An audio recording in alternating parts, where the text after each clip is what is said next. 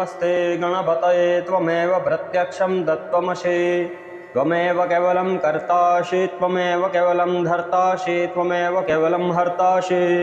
त्वमेव सर्वं खलविदं ब्रह्मासि त्वं साक्षात् आत्मासि नित्यम्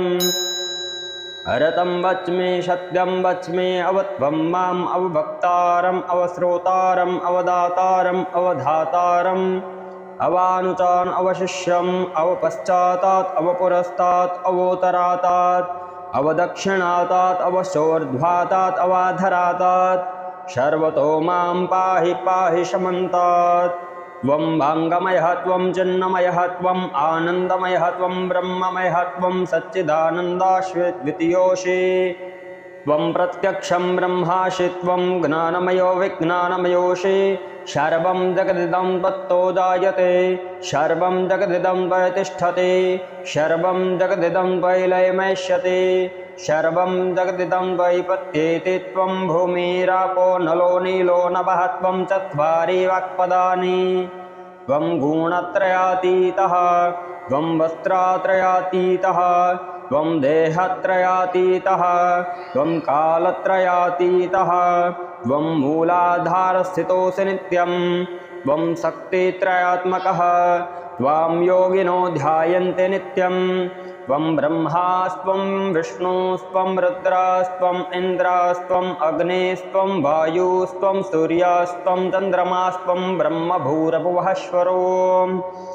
गणाध्यन्पूर्वमुच्चार्य वर्णादिस्तदनन्तरम्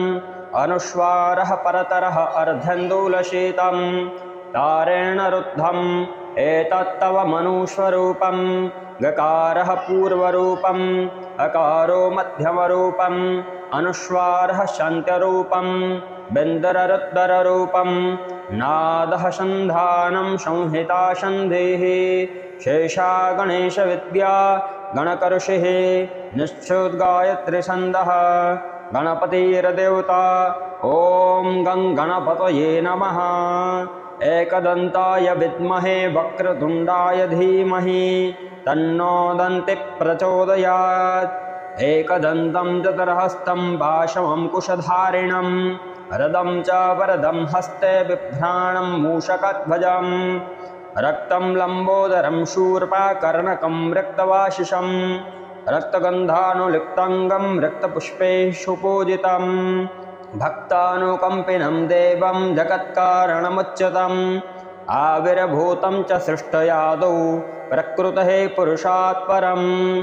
एवं ध्यायति यो नित्यं स योगी योगिनां वरः ॐ नमो व्रातपतये नमो गणपतये नमः प्रमथपतये नमस्ते अस्तु लम्बोदराय एकदन्ताय विघ्ननाशिने शिवसुताय श्रीवरदमूर्तये नमः।